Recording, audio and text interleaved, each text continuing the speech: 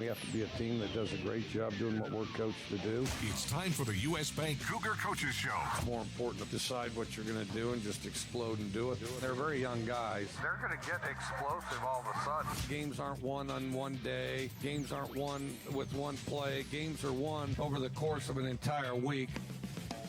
This is the U.S. Bank Cougar Coaches Show on the Washington State IMG Sports Network.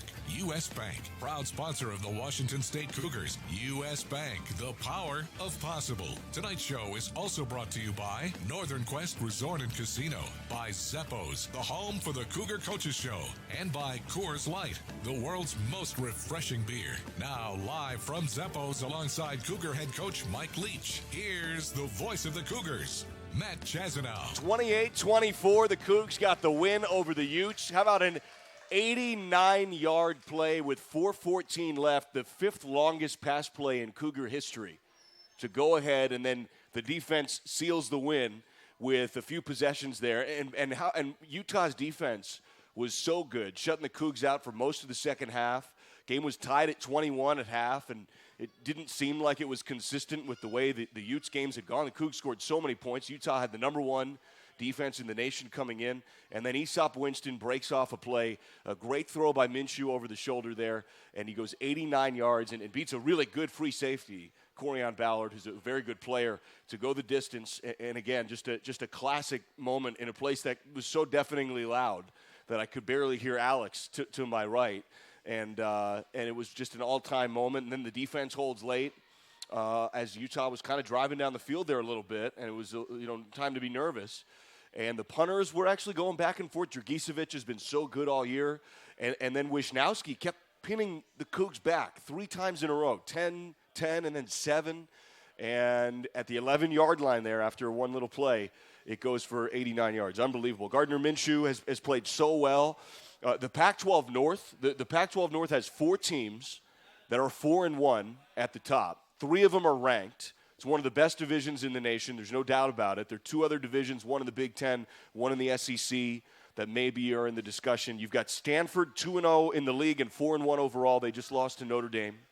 Washington is 2-0 in the league. They're 4-1. They had that loss to Auburn. Oregon's 1-1 in the Pac. They had the loss to Stanford. You might remember that really close game a couple weeks ago. Play the Ducks in 3 weeks, right after the bye week. And then the Cougs, 4-1, all right there at the top of the Pac-12 North, and of course 1-1 in the Pac-12. Oregon State coming up. Beavers are 5th in the Pac-12 in offense, and they've scored 30-something on Ohio State. Now they gave up 70-something to the Buckeyes, so the defense has been an issue for the Beavers. They've won one game. They beat Southern Utah. But Jonathan Smith, the new head coach there, we'll talk to Coach Leach about it, who's just off the practice field here. They're driving up from Thursday Night Football. Jonathan Smith, you may remember him from the Fiesta Bowl right around 2000, 2001. He had that year where the Beavers finished ranked 4th in the country. He was throwing to Chad Johnson, and they've hired him as their head coach. So you got Jonathan Smith.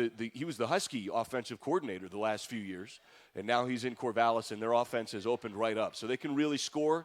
They've got 2 really good running backs. One of them, Artavis Pierce, hasn't played the last few weeks, and Jamar Jefferson is a true freshman, and he really jumps off on film. He's 211 pounds. He's rushed for 727 yards, averaging nearly 7 yards a carry. And he's got 8 touchdowns on the year. So he can really run the ball. He's a really good running back. What do you say we relive that Utah game? 28-24, let's relive that moment. And then we'll take a break, come back live here with Coach Leach here live at Zeppo's.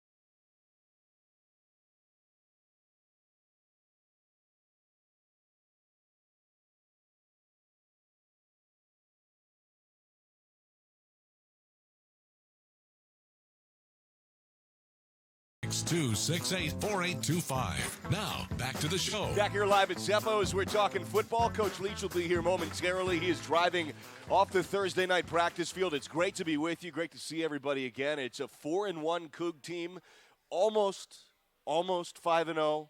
You hate to go back to Los Angeles. You and I can do that. I'm not going to bring Coach Leach back there to the Coliseum, but we'll have a bye week after this one to talk about it. Potentially a 5-1 start with a really tough stretch coming up after the bye week. Of course, you've got the big game against the Ducks, and they play the Huskies. So Oregon's on a bye this week. And then next week, while we're on a bye, the Ducks play the Huskies. And then they'll come here, and then you've got Stanford on the road, Cal here, and then at Boulder, and that's the last regular season road game. You're at Boulder. It's always a hard place to play. And then 2 straight home games to finish, Arizona and then Apple Cup. And the Oregon, Stanford, Cal, Colorado stretch there, that's a tough stretch. I know that Cal is, Cal obviously with what they did, the scheme and Wilcox and what they did last year, that's not going to be an easy game. Download the all-new WSU Cougar Game Day app presented by Gus Johnson Ford today. Enjoy exclusive content, maps up-to-the-minute news, live audio game day offers, and more available in the App Store and Google Play. Download today. If you guys have those write-in questions at the tables, feel free to bring those puppies up. I think maybe they haven't been passed around quite yet, but I know that our folks will get them out to you. If you have any questions here, you can get them to the desk up here in just a moment. Coach Leach is coming here off the practice field. I'm told he is on his way to the door, is the word that I've gotten. Again, the Beavs are 1-4 overall this year with a win over Southern Utah, and then 0-2 in the Pac-12. They lost to Arizona at home 35-14, and then they went to Tempe, and Eno Benjamin ran for over 300 yards against Oregon State. He had an amazing game, and the Sun Devils won the game 52-24, which actually is almost identical to what the Cougs beat the Beavers last year, 52-23. Remember last year in Martin Stadium, there was that scary moment with Jake Luton where he had to go to Pullman Regional, and there was a really sweet little boy who brought him a cupcake after. And he's a great kid. I met him in town here in Pullman because everybody knows everybody in Pullman, and he's a sweet kid. And Luton may play this week, may not. He's been a little bit banged up. He's the starting QB for Oregon State. If he doesn't go, it probably will be Connor Blunt, and he's started more than his fair share of games this year for the Beavers as Mike Leach comes in here to Zeppo's. Straight off the practice field. So again, it could be Connor Blunt, it could be Jake Luton, and again, it's an offensive Oregon State team that's pretty darn good at scoring the football. Coach, how you doing? How's practice today on a beautiful fall day here on the Palouse? It was pretty good. I thought we had good work, polished up to get ready for Oregon State. Tell me, let's go back to Utah a little bit. Tied at 21 at the half. Utah's D, you mentioned, was real physical in postgame. Bring us through that second half there, and then, of course, that great moment with Aesop Winston. What was that second half like against the Utes? The second half was kind of a combination of trading blows. I thought our defense tightened up the second half. We had a really good fourth quarter as a team. I thought the third quarter we squandered 2 drives on offense. And but, we didn't have very good field position. Some of it was our own fault. A lot of it was our own fault. But our average field position, was something like the 9. And anyway, we clawed our way through it, and I was proud of our guys. I thought we played, both sides I thought played extremely hard. And then anyway, so in the end, kind of just waiting for something to break, and then started moving the ball, and then, of course, hit Winston to finish out that drive for the winning touchdown. That was the 5th longest pass play in Cougar history, 89 yards for the win. That's about as exciting as the end of a game is going to be, isn't it? I mean, that's got to be up there, right? Well, part of what made it exciting was he ran through the guy, made a really good catch. Then the safety came down, and he made him miss twice. And then the second time he made him miss, made him lose 3 steps, and he couldn't redirect, and so he scored. But, Aesop's a pretty elusive guy. And the other thing is, I think Aesop's best football's ahead of him. So let's go to Twitter here. We've got some questions for you, Coach. Mark from Riverside, great Coug, is often here at Zeppo's for the home games. I don't know the answer to this, and maybe you have been at one point. How is a coach picked to be part of the coaches poll as a voter? And as a member on it, what criteria would you use to rank the top 25? How does that work? That is a great question. I would love to know how you get selected to be a voter. And I've been selected before, and I've been not selected before. And I think they try to get a certain number per conference. I think they pass it around. I'm not sure of that, but I think that's has something to do with it. And then, I always try to look at I try to have the best teams in each conference in there because, the big 5 conferences. And I try to have the best teams in there, and then from there try to evaluate their competition the best I can, and then, go from there. It's not an exact science, which is why I've always been a proponent of an extensive playoff system where you include a bunch of teams that may have been overlooked and a bunch of teams that are better at the end of the season than perhaps the beginning of the season. And then plus it'd be a fantastic tournament that everybody'd have a lot of fun watching, just like they do the NFL playoffs. And anybody that's ever gotten into the Division II or Division III playoffs, you can go right down the line. The Major League Baseball playoffs, the Little League World Series,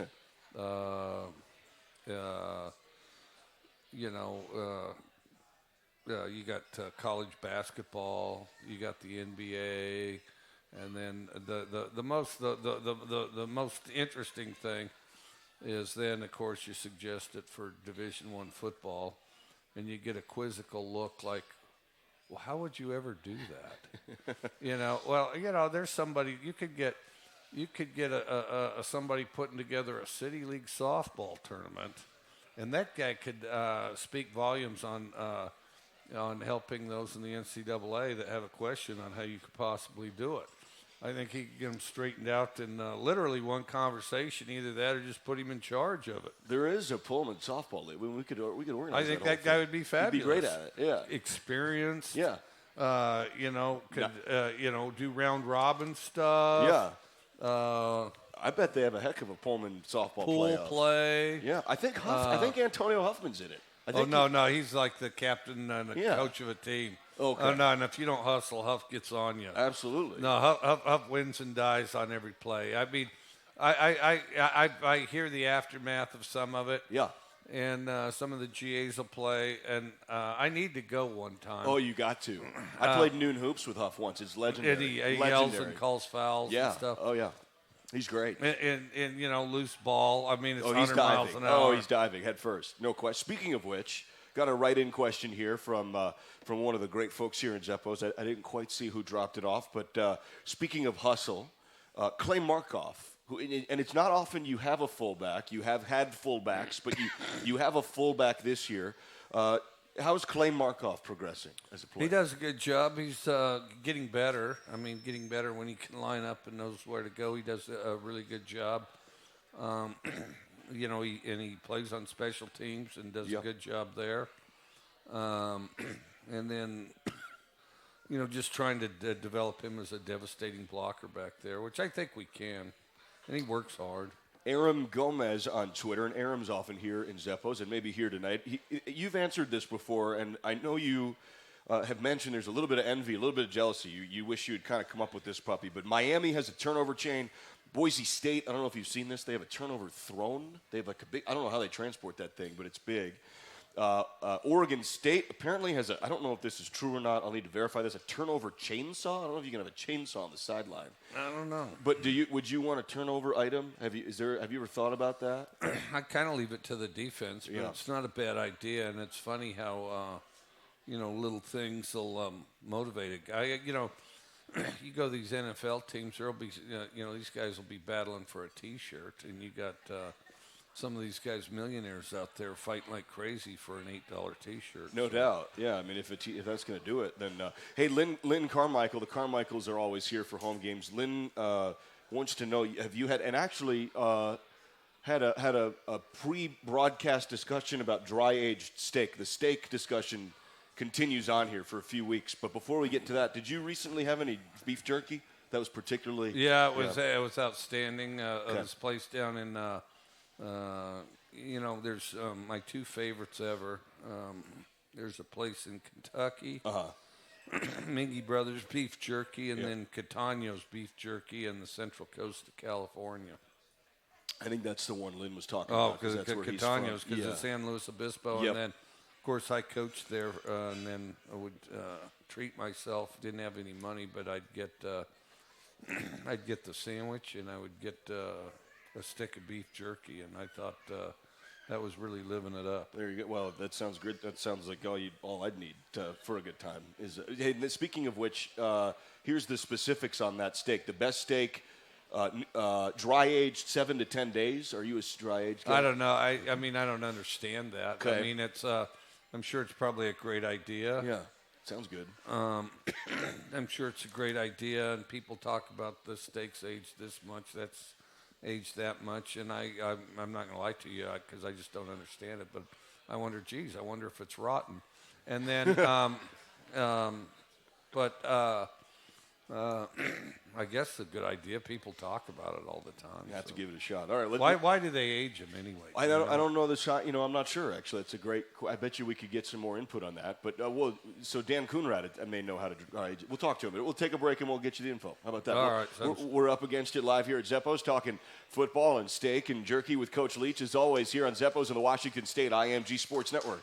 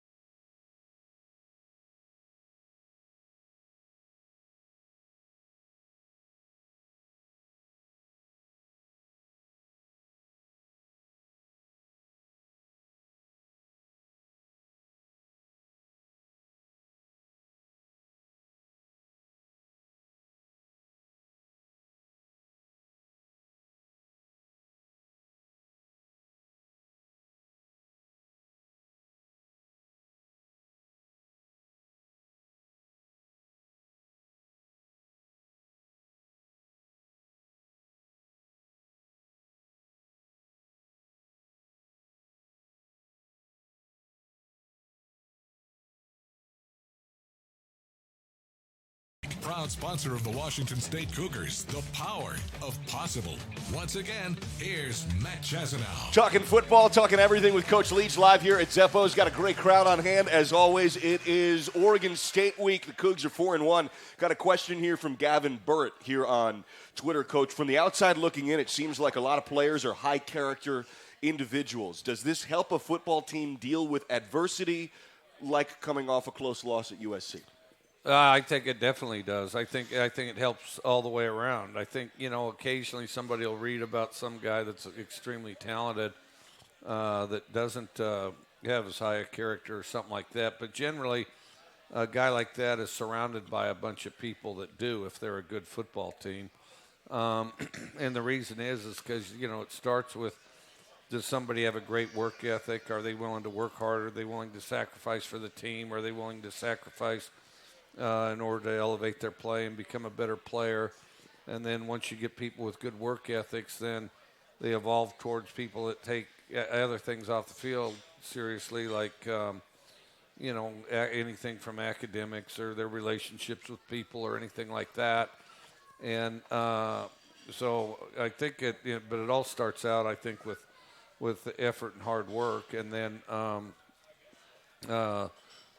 holding up your end, which is teamwork in a nutshell. And then so I think sometimes it gets a little clouded. There'll be some guy, occasionally there's guys that really have a high character but just are perceived not to, maybe kind of a wild person or something like that, who really does genuinely have high character. And then other times there's the assumption, all right, this guy's wild. Everybody does whatever. Well, that guy does some of that, but there's a core of people that don't. Kind of starts with your seniors, right? Your juniors and your seniors, or can there be a freshman who can step into a role like that? Well, I think both. I mean, it's they're more inclined to listen to juniors and seniors. People they're more familiar with, that have been there longer and know the ropes. But then also there's a point to where, by example, if a freshman's out there doing a lot of really good things by example, and sometimes it's just incredibly hard work, then people gravitate towards him, or at least gravitate towards the example, even if they don't know him that well. Is that a weight room thing too? Big off-season thing in the weight room's where it starts. Weight room. If there's one thing that has the biggest impact, it probably is the weight room. How big a deal has Tyson Brown been this year? The guys they're 4-1. They're they seem to be hopping around in the field. Super healthy and looking really spry. I mean, Tyson is the new strength coach in his first year. He's not new to the program. He'd been around, but took over for Jason Lascalzo, who's in the NFL now. How's Tyson been?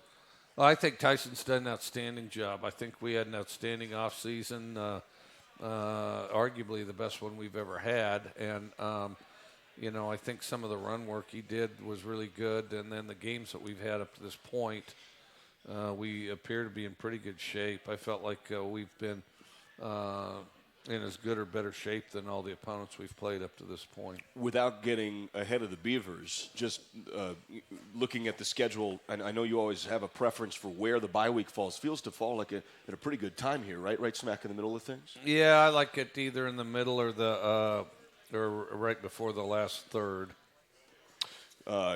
Tell me a little bit about how Taylor Comfort's been on the D line. He's not your 300.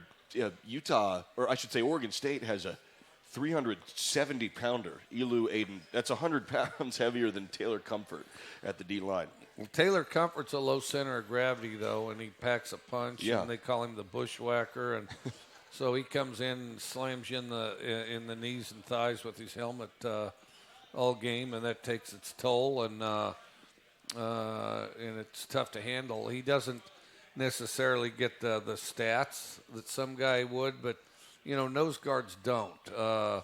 Nose guards are guys that create piles. Hopefully get in a position where two guys have to block them. Hopefully get enough push in the backfield that the running back or the quarterback has to step around or adjust and just create disruption. And usually they're covered up because there's somebody on either side to come in and help on them. And then so I think that, Comfort's just a classic tough nose guard, shorter than some, which I think he's developed into quite an asset, because nobody can get under his pads, and so that helps create piles as well. Yeah, and a nose guard like that and then a really good cover corner might not get a lot of stats, right? Yeah, a really good cover corner doesn't get a ton of chances. Right. A real good cover corner, the guy's covered all the time, so they don't throw to him. Right. Right. He doesn't get passes his way. Yeah, sometimes, and it depends, and you have to look at it, and it depends the type of opponent you have.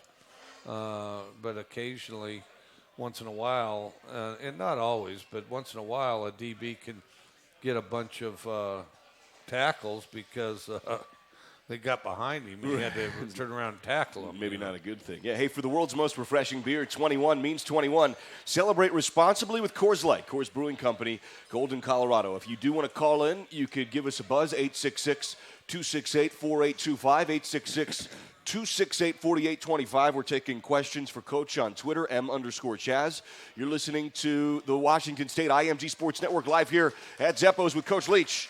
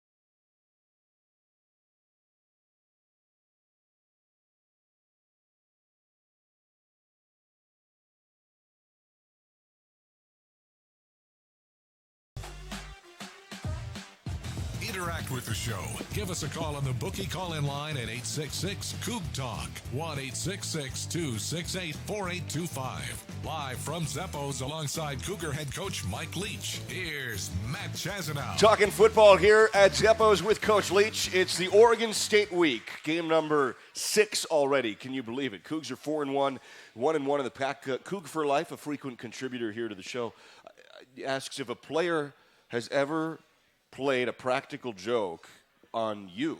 Has a player ever played a joke on you? I'm sure they have. I'm trying to think if they have or not. He asks which the most humorous was, but I figured. One time, well, I'm just trying to think. Right. One time before he started wearing his elf costume, Eric Morris, who's now the head coach at Incarnate Word, we called him the Elf, and then and he's an inside receiver. And one time when he first bought his elf costume, we're in there, and our coaching staff, offensively, we're in there in the middle of the night watching film. He comes in with his elf costume, runs around the conference room, and I mean, it's full-fledged. He's a full costume. Runs around in his elf costume, doesn't say anything, gets to the door, kicks his heels together, and sprints off. That was it? Let me see. I'm trying to think of it. There's been some wild ones. One time, which this is not a good idea, some guy put mice in a guy's locker. Oh. Then it took a while to get rid of the mice. Yeah, I bet they got out of there. Yeah. I most I generally hear secondhand. Right. Occasionally they'll call, say something funny. Sure. I bet you he got that question because of the ESPN story about you dropping the play in the Red River rivalry there. Yeah, that wasn't really a practical joke. We were just going to see if they'd, like it said in the article, if they'd listen during their Sunday school lessons, and it turned out that maybe not as closely as they should have. I loved reading that story. Also, how many head coaches were part of that? How many future you had the head coach in North Texas, your fullback, dropping it down there for Yeah, he was there. Tom Herman, who was a grad assistant. He's now the head coach at Texas. He was right there. Of course, Bob Stoops. I'm trying to think who all was at the University of Texas then. Withers is a head coach. Right. Bob Stoops, the head coach. Mike Stoops was on the staff. Right. Spurrier was on the staff. Yeah. Junior. Right. I don't know. I lose track. I'd have to think of that. I'd have to look at it. Brent Venables is a DC at Clemson. Yeah. Hey, how much time did you get to spend with Steve Spurrier, Sr., when he was here last Not week? as much as I would have liked. He came in, and we got to see him during Thursday practice. And then after the game, I had a ton of family over. But because I know him and his wife, they're fantastic people. If it's like gatherings, get-togethers, conventions, they were an Under Armour school. We were an Under Armour school. Under Armour used to always have you at the Preakness. I'd see him there. Right. And so, you'd spend 3 days there. They're fantastic. Just very smart and, met a lot of people, have a lot of great experiences to share. Joyce on Twitter wants to know how you think Gardner Minshew, as a Southerner, is acclimating to the Pacific Northwest outside of football. How's he been doing here in Pullman and on the Palouse, you think? No, I think fantastic. I think he's perfect for this part of the country. There's a lot of pickups, a lot of hunters, a lot of bigger mountains, cooler weather. It's not as far off as you'd think, and pretty straightforward people, and so. Well, I think Joyce will be really glad to hear that. U.S. Bank, proud sponsor of the Washington State Cougars. U.S. Bank, the power of possible. We're going to take a break, come back here live at Zeppo's Talking Football here with Coach Leach. 866-268-4825 if you want to call. M_Chaz on Twitter. Hey, ESPN's Neil Everett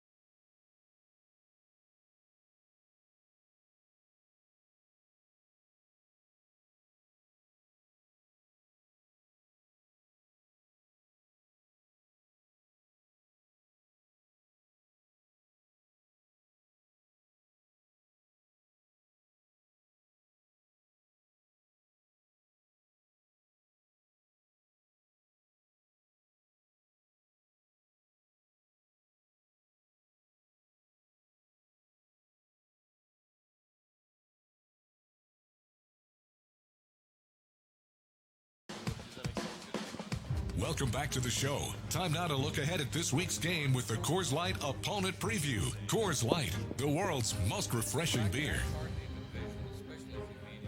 And you're back. Back here live at Zeppo's. It's that portion of the show. We're talking football here with Coach Leach. It's the Cougs and the Beavers, and it's that part of the show where we preview the opponent. And the thing that jumps out at you, Coach, when you look at the Beavers is they can score and they can really run the ball, right? Yeah, no, they have a really good running back. They're big up front. They got big people out there. I think they're, they've had some problems at times, but I think like all teams, they're battling that thing as far as playing in spurts, and that's what makes football the ultimate team game is because a lot of times it's difficult to not play in spurts, and we're all battling that. But I do think, they have a good scheme. They're fairly aggressive, but also they have the patience to sit back and wait for you to make a mistake. So you have to, play sharp, and you have to, make the most out of each play. Got a lot of returners on offense. Their leading receivers a senior. Their starting tight end who may catch some balls is a redshirt junior. Maybe their running back is a junior, Artavis Pierce, who hasn't played the last few weeks, but he was at 259 yards on 22 carries after the first week playing Ohio State. He had nearly 12 yards a carry, and now their backup is at 727 yards in 8 touchdowns in four games or so. I mean, these guys can really run it. Yeah, no, they're good at that. They try to shift and move people around and get an overlap and just keep you off balance. How about defensively when you're trying to attack their defense? What do you see? They've got a few linebackers that are extremely aggressive. Get their hands on, try to get their hands on some balls, and create pressure. They kind of change up what they do. They mix both coverages and fronts and blitzes, and then they'll kind of show that they're coming and then drop into zone and vice versa. So they try to keep you off balance that way too, but they do kind of try to keep a shell over things. When you're getting prepped for a team like this or any team at all, how much do you look at numbers, or is it all film and what they're trying to do scheme-wise? It kind of depends who they played and where they got the numbers, who they're against. Sometimes just it manifests itself a lot of ways. If their numbers against the pass are really, really good, then you see how much the teams they played through it. If their numbers against the run are really, really bad, you try to figure out who was running it, and then from there you break it down on a personnel basis, and then most of all you try to keep track of what you do best and feature the combination of those things in your package that you think will be most effective, and then every offense has whatever it is they're doing, a variety of things they're doing, whether it's shifts or whether it's motions or where they're going to try to some kind of play action type of deal or double move type of deal, and you try to be ready to react for that, but there's a point to where you just want to play base solid defense so that you can restrict all the space. How about their DC, Tim Tibesar, who's actually in the CFL for a few years? I'm pretty sure he's actually in CFL coaching against Alex Brink when Brink was a starting QB up there. So I think he was game planning against Alex, which is just kind of a fun little tie-in. But he's got an interesting resume, was in the CFL, was a DC at a few different places, and he's got a ton of experience. Yeah, he's been a lot of places. I mean, and that's the biggest thing you see. He's been all kinds of places, and does just, I would say, a good solid job. I mean, because there's some teams you look at what they do defensively, you say this isn't sound or that isn't sound.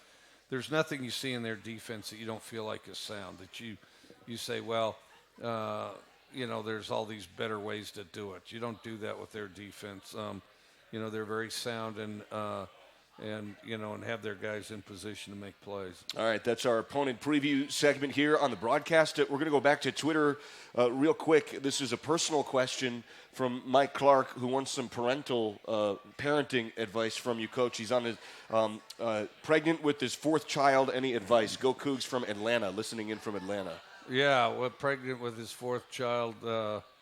Well, I mean, from my experience, and one, I was the oldest of 6, and then 2, I had 4. After 2 of them, it all feels the same a little bit. I mean, I mean, after 2 of them, one of them's evolving at least to that point where even if they can't keep an eye on the other one, they can still rat on the other ones, So they'll keep you updated a little bit as far as what's going on. And then, but you just keep stacking them up. It's like John Madden used to say, he says, I never knew what this saying meant, but it just always seemed appropriate. And he says, I always used to tell the Oakland Raiders, he used to say, don't worry that the horse is blind, just keep loading the wagon. And so I think that's a little bit the same. All right, thanks very much, Mike, for that question. Good luck with everything from in Atlanta. Nathan wants to ask you, you've certainly brought a lot of great memories to us, Washington State Cougar fans. Aesop Winston's 89-yarder comes to mind just from Saturday. What's one of your favorite memories in your time here in Pullman? Oh, shoot, the next one. You just keep loading up for the next one. You don't really have time to. Yeah, I mean, there's a lot of great memories, no question, and I don't want to diminish that, but there'll be a more limited number of the next ones if you focus too bad on the last one. So I think that I'd be a lot better at that question probably in the off season or something like that. Sure. I'm pretty locked into the next memories, but the best ones in a lot of cases are ones people don't get to see, which is where somebody comes into your program and starts out as a young, intimidated freshman, and then evolves into a fairly tough, confident individual that is taking care of things academically and on the field, and is a key member in a role. Like the guys that surprise you, and there's a lot of them out there, but like one of them recently that a lot of people will remember is, Parker Henry, yeah. Guys like him, in which we have a bunch of them. Taylor Comfort's like that too. Comes in as a walk-on and they just keeps working, just tenaciously works and aggressively, works and in some cases there's no real light at the end of the tunnel, and they kind of make their own light at the end of the tunnel just by keep battling and outlasting their competition until they have the opportunity to go out there and put together some really special plays or season or whatever the case may be. And, I get guys like that, but it's, that's kind of a 5-year process a lot of times. But internally just knowing how hard they worked to get there and what it took for them to get there, and just to elevate to the point that they do. Clock never winds down at Northern Quest with 24/7 gaming, great restaurants and lounges, movie theaters, luxury rooms, and more. Details at northernquest.com. We'll continue here with Coach. Got a couple more breaks to hit live here at Zeppo's on the Washington State IMG Sports Network.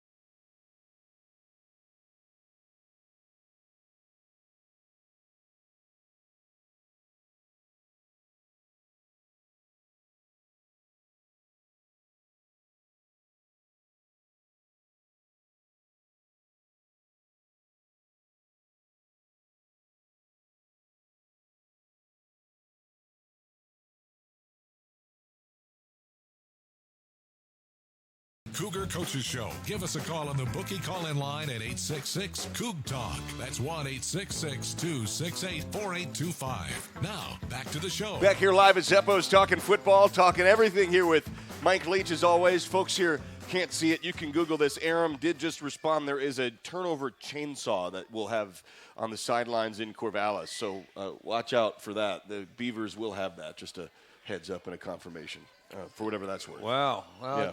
yeah, I like when people come up with the unique stuff rather than just copy one or somebody down the road, you know. Yeah. I mean, all of a sudden, all these gold chains popped up, but didn't Miami start that? Yeah, I I think mean, that, yeah. Get your own deal, you know. Yeah, they had the turnover chain. That is pretty unique. Reser Stadium was a tough one last time there. 21-0 at the half, had to come back. Actually, Drew Bledsoe at halftime. It's kind of unbelievable.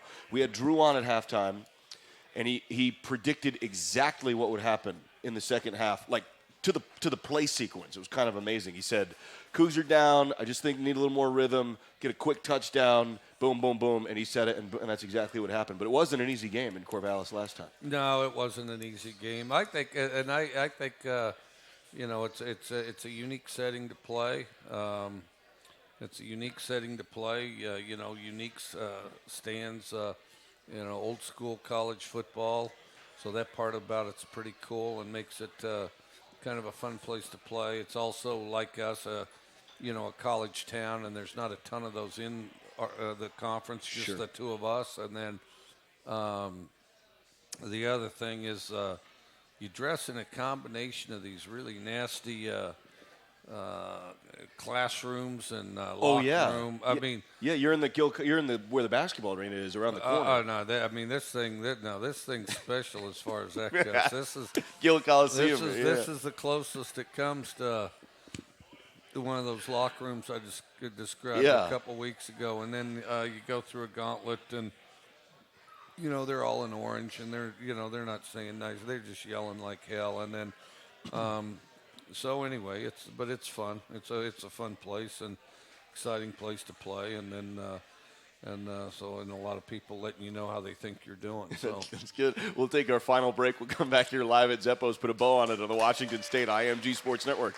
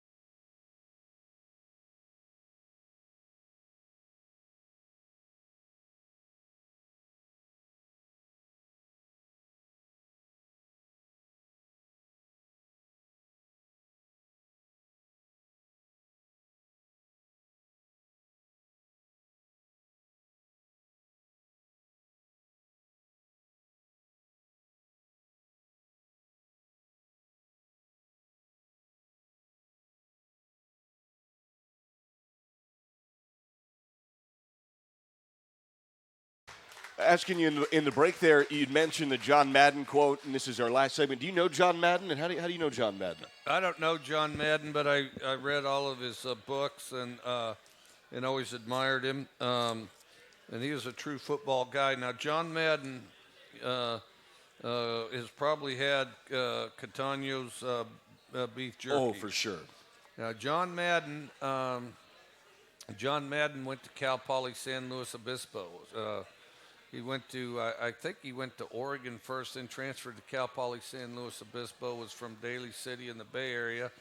High school classmate, maybe even grade school with John Robinson.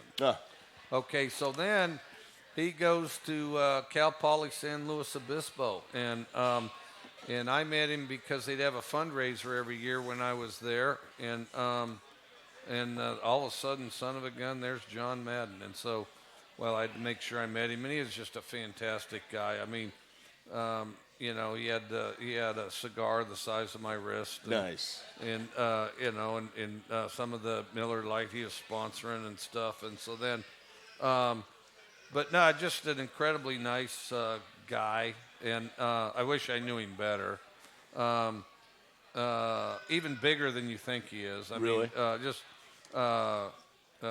just a big guy, yeah. And then, but no, I was honored to meet him. We were thrilled to death.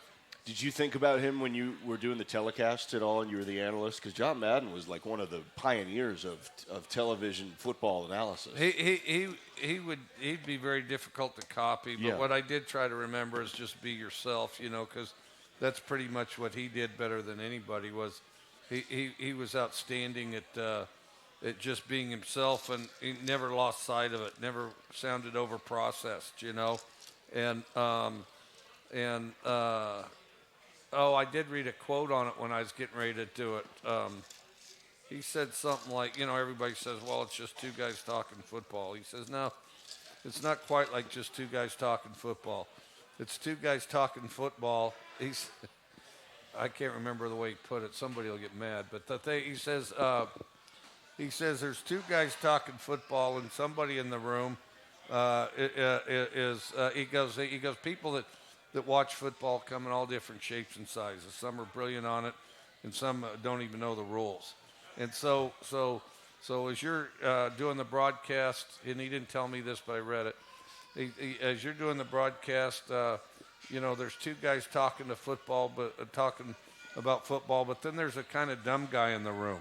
And you're trying to make it clear enough that the dumb guy understands what you're talking about.